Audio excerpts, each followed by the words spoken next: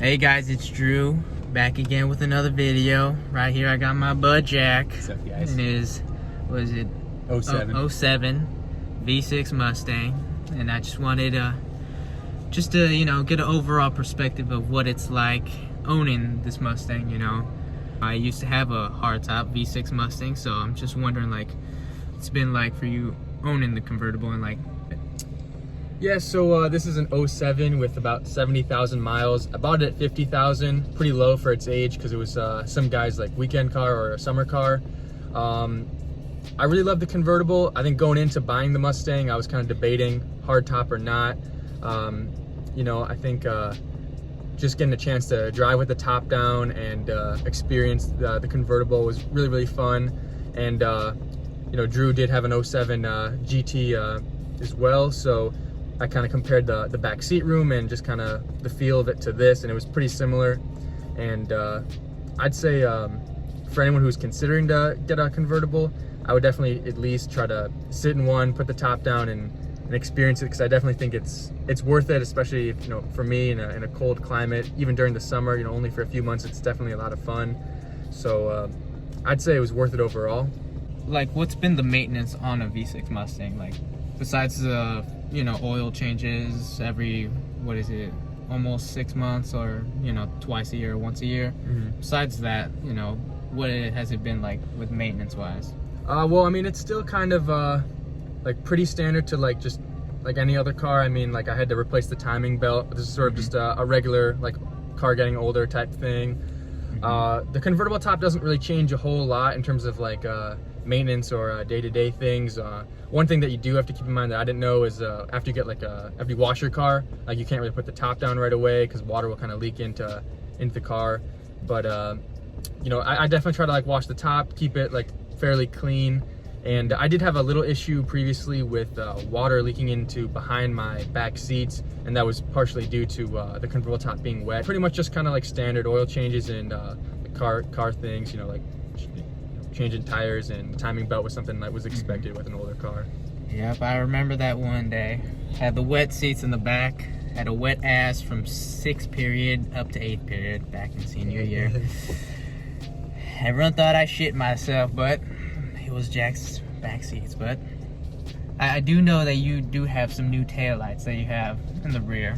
Just wanted to get a, you know, how those have been. I believe they're called the Raxiums. Yeah, so I haven't done a whole lot to the car. It's, you know, basically stock except for a couple different things, namely just the Raxium taillights.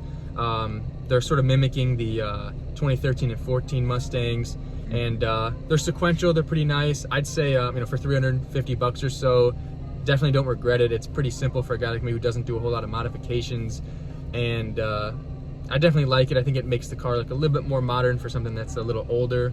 And I also did put like on the pony package wing that didn't come on this car, but that was just something I did, a little extra. Oh yeah, the wing, that was definitely a good additive. I think it was called was it the pony package or was it the GT?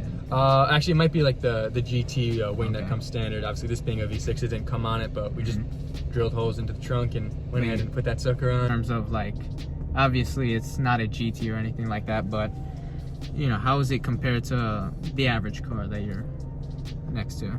Yeah, so Drew obviously had an 07 Mustang, as we mentioned, and with the convertible top, I definitely felt like he was maybe a tad faster, and those are sort of supposed to be like equal cars, so definitely a little slower than that. It's 210 horsepower. It's pretty decent for like a first car, and you know, you definitely feel pretty good knowing that, you know, the 210 is probably gonna get you over most, you know, average sedans, base sedans, and SUVs. So, you know, and it has pretty good like just pickup in general. So you definitely feel like pretty good. You just still like feel like it's a sports car, but you know, once you start, you know, driving other cars, like obviously Drew's Coyote Mustang, you definitely start to feel like it's a little slower. But I think generally speaking, you feel pretty good knowing as your first car, it's pretty quick. Yeah, I mean, it's not that bad. Like you're like on par with every other car, or even faster than majority of the cars that are out there. Yeah.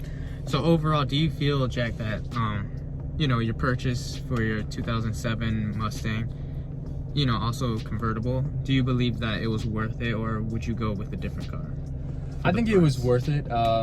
I think I was able to find a pretty low mileage example. Maybe it wasn't the exact colors I would pick, you know, but I think generally speaking, I got a pretty nice car, and if I could go back in time and pick between the you know, the convertible or the non-convertible, I would still probably pick the convertible. I've had a lot of fun in it, so I mean, if you're on the fence, like I said, I would probably try and drive it, but it's a good time for sure. So I would say if I can go back in time and pick a different car or go with the same purchase, I would stick with it.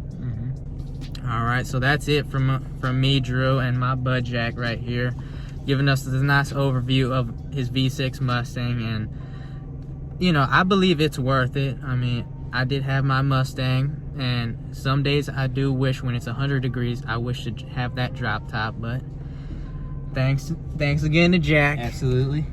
And we're out. Peace. Peace.